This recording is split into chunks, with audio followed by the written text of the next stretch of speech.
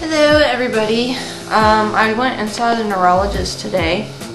I don't know how many of you out there have ever had a spinal tap before. This is my first experience with one. It wasn't terribly painful. Yeah, it was a little irritating. I was given 2 shots of local anesthesia to numb the pain. And he was right when he said that that was, worse than the actual spinal tap itself. It was. I could feel the needles going into my spine, and that was it was a little nerve-wracking, but yeah, it could have been worse. I was kind of given the impression by somebody that I was going to be in some kind of contraption where I would at least be braced against or something and not be able to move, and instead the neurologist was like, try to hold still, which is real reassuring when something's being, a needle's being jabbed into your spine. It's like, yeah, okay, what if I jump? But it wasn't that bad. It was alright. So yeah, and I got to see my spinal fluid in the vials and everything, and it was like, I was kind of surprised how much they took out, because it was like, damn, I'm going to need some of that, leave me a little bit. So they told me to go straight home and lay down. My friend drove me to the neurologist and drove me home, and stopped by the store and got some vegan ice cream, rice dream ice cream, if you want to call it that, at the store, and I ate that, and I've been drinking fluids like they told me to. I got some juice.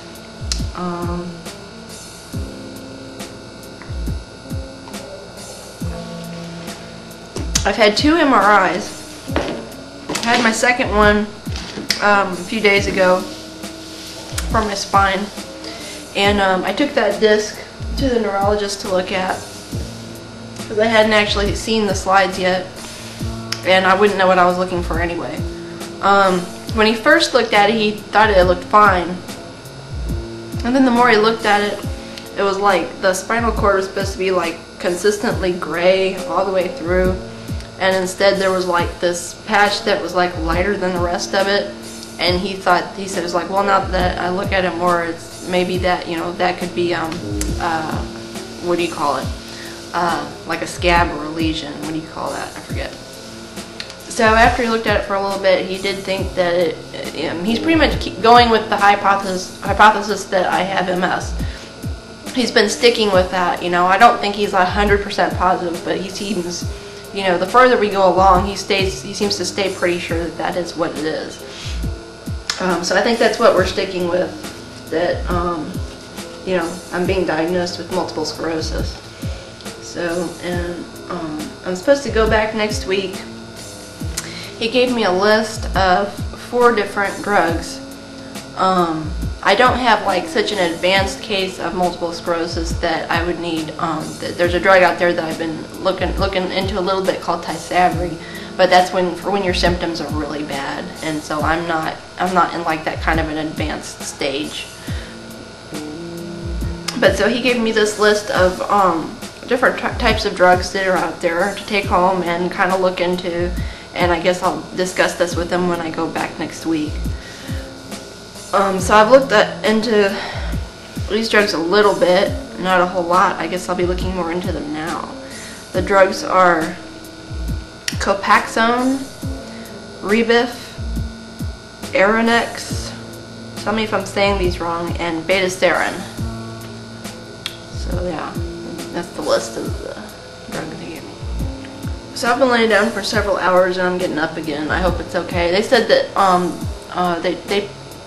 they stress for you to go home and lay down right after the spinal tap, because they say that there's this thing called a spinal headache you can get, and it's supposed to be I guess it's from where you've lost so much spinal fluid, and you can get a really bad headache.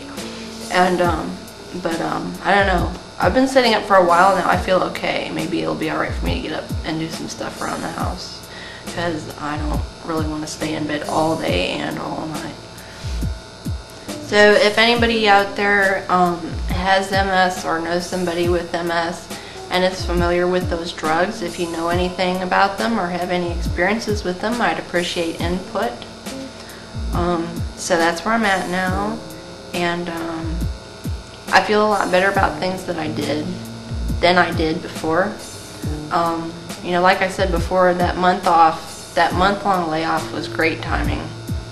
You know, it was what I needed when I needed it. And so I've had a lot of time to just kind of stay, you know, hang out at home and relax. And yeah, I feel better. I feel better about things that I did. Yeah. Okay, so I just wanted to let y'all know what was going on, and thanks for watching, and I'll talk to you later. Bye.